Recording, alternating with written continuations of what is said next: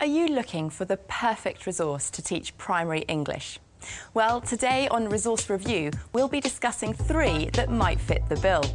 A package of books and CD-ROMs to teach writing. Police are investigating a series of attacks on 3 poultry farms in the area. A CD-ROM to teach grammar. Get your boots on. It's time for penalty shootout. And a website packed with learning activities. Find out what our panel of experts think in a moment here on Resource Review.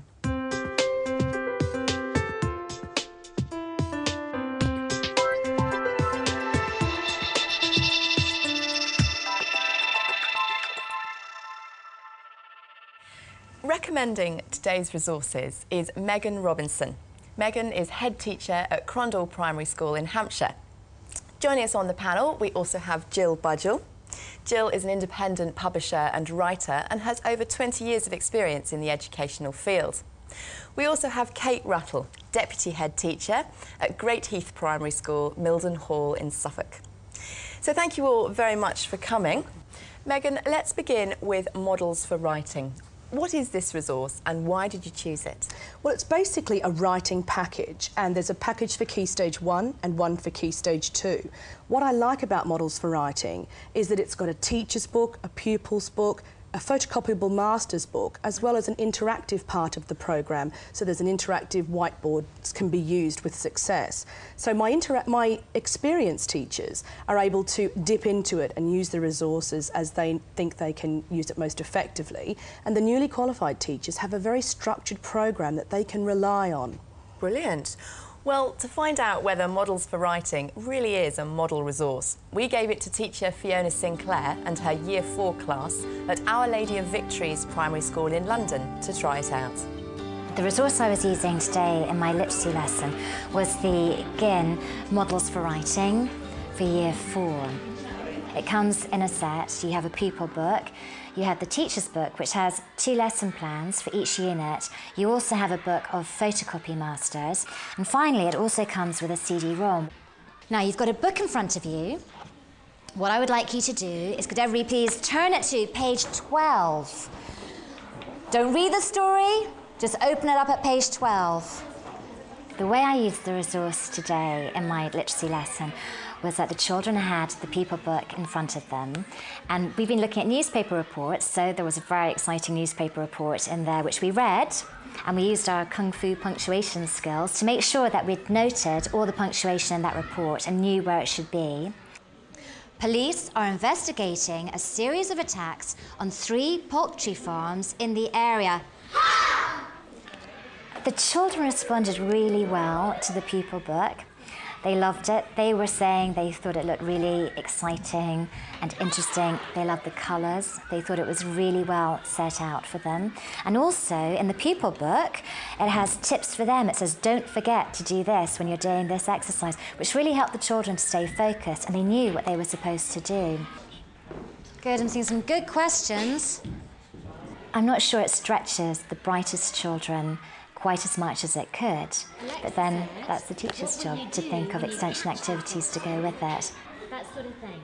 The great thing about it is that you have lesson plans which are written out for you that coincide completely with the National Literacy Strategy Unit directives, and it's the sort of thing that you could walk into a classroom. If you were covering for somebody for a day, you could pick up this resource and you could teach the whole lesson, have it beautifully differentiated, and I think the children would really enjoy it too.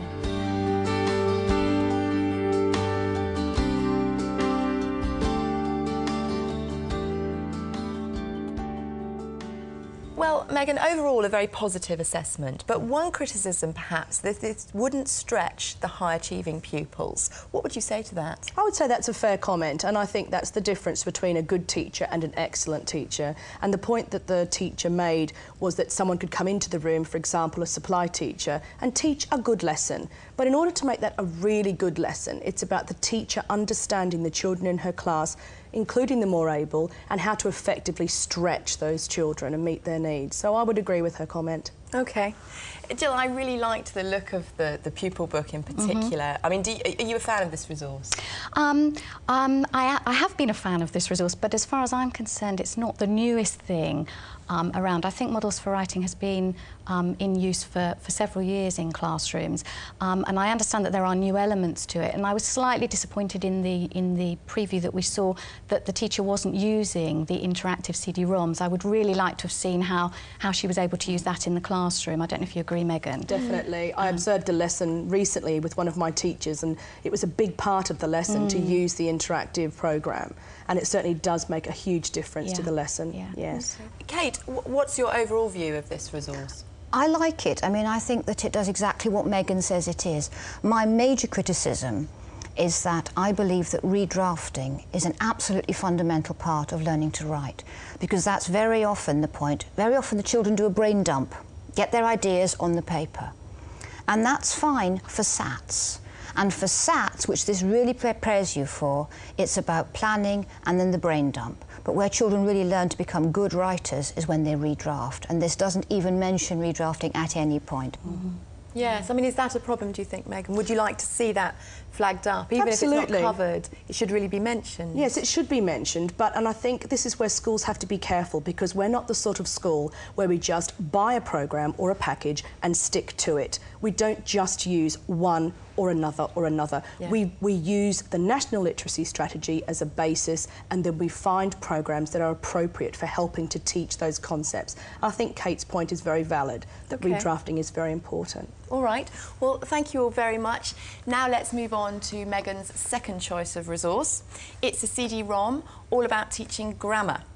So, Megan, tell us about the Grammar Show. Well, I love the Grammar Show because it's fun, and that's what I think learning should be about. It's like a game show format that children know and love so well, and adults. It's fun to play. It covers all the concepts of grammar, from nouns to verbs to pronouns. It gets quite difficult. Things I'd never heard of before when I first looked at it. God. But they do a pre-test in a fun way, so it's to gauge what level they're at. There's reports for teachers so that they can see. There's lots of things that we liked about it. Well, thank you very much. Before we open it up and hear what our panel think, let's see the Grammar Show in use. We gave it to teacher Kirsty Judge at Whitehall Primary School, and she used it with her Year 4 class. Right, now then, sentences. Tell me what you know about sentences. What I was doing today with the CD was that I was hoping to introduce the children to it. It's their first viewing of it, and I wanted them to listen to the introduction so that they would know what the CD was about. We're going to just watch the introduction and then we're going to pause it, okay? And then I'll ask you what you think. The Grammar Show hopes to clearly inform the children about how to make a sentence, but then it hopes also to get children excited about, how they can change sentences around to create, more exciting situations. Now, there were two characters in there. Who remembers the names of the two people who were introduced to us? The Grammar Show is based around two characters, and the reason I think that they chose the two characters is that they could clearly identify that Hamish was the person who gave the instructions, and then Gail was the person who introduced the fun side of things, the games. Penalty shootout. Get your boots on. It's time for penalty shootout. They enjoyed the two characters. They certainly enjoyed the games.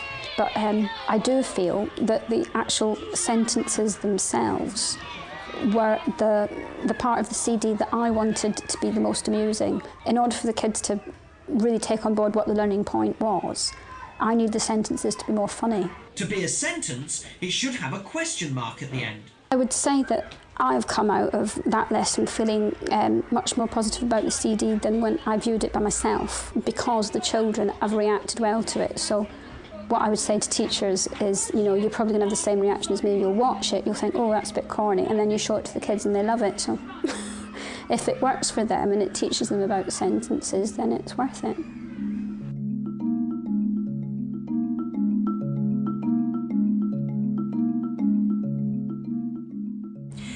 Well, Megan, we saw the resource there being used for whole class teaching. Would you advocate other forms of use? I've never used it as a whole class teaching. That's not why we bought it. We bought it so that individual children could go into our IT suite, put the headphones on, put the program on and tailor it to their needs, because that's what we liked about it. The children had a fun sort of pre-test and then it gauges their level and then sets informative as well as the fun games and things. So it shows them what they don't understand, gives them a few games to try that out and assesses their level. And then the teacher can go in as a teacher, log in as a teacher and check how those children are progressing. Okay. Kate, what are your thoughts on the Grammar Show? In principle, I have a problem with decontextualised grammar exercises. I actually don't believe, in my experience of teaching literacy, that they impact hugely on the children's writing. And I would much rather teach it in a short tailored passage which the children can then use directly in the context piece of writing they're going to do. Megan, what would you say to that? I take Kate's point, but I think it's important to do it both ways. I think there is a role in isolation of teaching grammar as well as using it in the whole context of writing or reading. Okay. Jill, what do you think are the pros and cons of the Grammar Show? Well, I agree with Kate. I've fundamentally got a slight problem with the Grammar Show, but there are two particular things that I really liked about it. One was that the activities are obviously very geared to boys, and I really thought that in this current market where many teachers are looking for things to support boys with writing, that was a positive.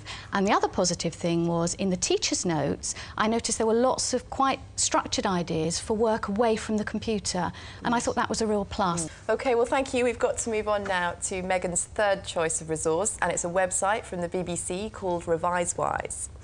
So, Megan, why this website? ReviseWise is great. Once again, it's fun. It's for children, it's for parents, it's for teachers, so everybody can access it, which is terrific. It basically helps children with their preparation for their Key Stage 2 SATs. There's games, there's information, there's worksheets, there's all sorts of things tailored to what children need. And this is a free resource? It is, absolutely. So that's a very positive point. We like free. Time for quick comments from the panel. What did you think, Jill? Yes, I really like it too, and I've used it. And I noticed that it was cross-curricular, which I think is an important point. Kate, did you like this resource? I did like it. I mean, in this climate where we are driven by SATs results, it is very clearly focused not on teaching or helping children to write, but on helping children to get a good mark in their SATs. And I would send any child to this website, because it's very reassuring, isn't it? It's very, very reassuring. It's very structured and it tells you you're very good at it. And I like that. OK. Well, thank you all very much. I'm afraid that's all we've got time for. But just to summarise, today's resources we looked at Models for Writing, a suite of books and CD-ROMs from GIN, part of Harcourt Education. The Grammar Show CD-ROM from Shurston. And finally, the BBC ReviseWise website. For more information on all of the resources that we've discussed today, or to post your own comments about other resources for primary English, go to our website. It's teachers.tv/resource review. If you want to, email us, resourcereview@teachers.tv. So all that remains for me to do is to say a big thank you to our panel, to Megan, to Jill and to Kate. Thank you for joining us, and we'll see you next time on Resource Review. Bye-bye.